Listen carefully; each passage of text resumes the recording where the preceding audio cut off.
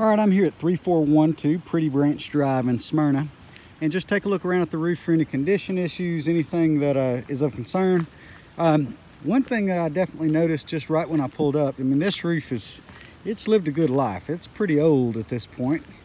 And, you know, to be honest with you, before I considered doing any kind of repairs on a roof that's this old and deteriorated, I would probably say that money would be better spent toward the inevitable replacement, because this thing's in bad shape. I mean, look, in a lot of places, it's missing as many granules as it has.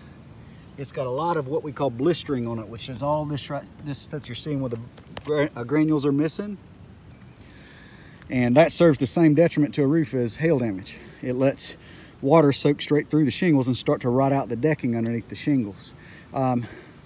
But regarding the leak area, one thing to know, this is all against code right here. Georgia code requires a chimney of this size to have what's called a chimney cricket or a chimney saddle behind it. And so if you want to Google those, you'll see what the heck I'm talking about. But basically what it is on these kind of chimneys, you're supposed to come back to about right here and create a ridge line that goes from this roof up to the middle of the chimney about right there. So as you can picture, what that does is that makes a valley system. So when the water's running this way, it hits that ridge line, and there's two valleys that go just like that. So it channels the water away from the chimney. And that's required by Georgia code. And the reason that it's required, you're seeing the proof of right here. This water goes downhill and it hits a dam right there, and that water's got to go somewhere. And there's been multiple attempts at repairs right here over the years. You can tell at just all these different layers of caulk as this has leaked in the past. And so really what has to happen there is all that has to be torn out. You build a chimney cricket and you reflash this chimney. And I don't want to go messing with things and causing a leak.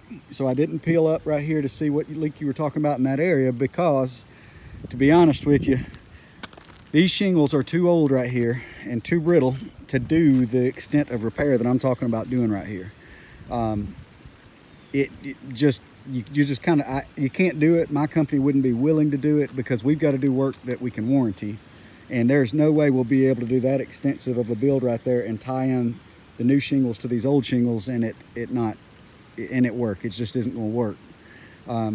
Plus, to be honest with you, I wouldn't feel right about the amount that I'd have to charge you to do something like that when, you know, the whole roof needs to be replaced. So putting money towards that extensive of a repair on a roof that is this far deteriorated and gone is just, it's not honest money for a contractor to make. It's not good advice. So I digress for a little bit and just say then we come down to, okay, if we're talking about replacing this roof, what are we looking at? There's a couple of different routes you go, right? Either I just give you a price and you guys decide if you want to pay it, or you can try an insurance claim. You know, and this roof actually has some evidence that hail has hit this roof, and it could be covered under a hail claim. I want to show you, if you take a piece of chalk and turn it sideways and rub it like this, you see all these little dents that hop out at you like that? That's the same thing that an adjuster is going to do. All these little round dents right here is what an adjuster is looking for. And you can see this one right here without even really chalking it because it's got shadows going on, but you see all those dents in that. That's what an adjuster is going to be looking for hail damage. Now, let me be clear that I'm not saying this roof has hail damage on it. I'm saying that hail has hit this roof and it might be worth a shot. You know, because when the adjuster comes out here, answering the door is your sweet little mama right here, he's going to be a lot more apt to give this roof the thumbs up. That is a, you know, I mean, it could go either way. It could be denied or approved, but let's face it, if he comes out and meets your sweet mama right here, he might just go ahead and make this happen. The one thing I would suggest, though, is if you file a claim and it gets denied, you guys are right where you're sitting right now. It won't make her insurance premiums go up. They're not going to cancel her. Nothing like that's going to happen. All right, this is an act of God, and the claim is an act of nature, an act of God. So they don't hold that against you.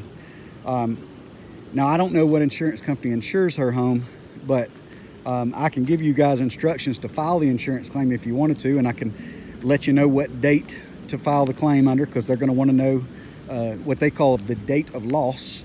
In other words, what date did this storm happen? And I can look in our database and find the most likely storm that would have made all these dents, and I can give you that information back over. If you don't want to go that route, I would say that I can get you a price together to replace this roof, and you guys can just you can settle up with us however you'd like. We do offer financing if you need to do financing, or whatever whatever you need from us. So let me know what route you want to take this, and I'll help you guys any way I can. This is Casey Beaver with Roof It Forward. Thank you guys very much.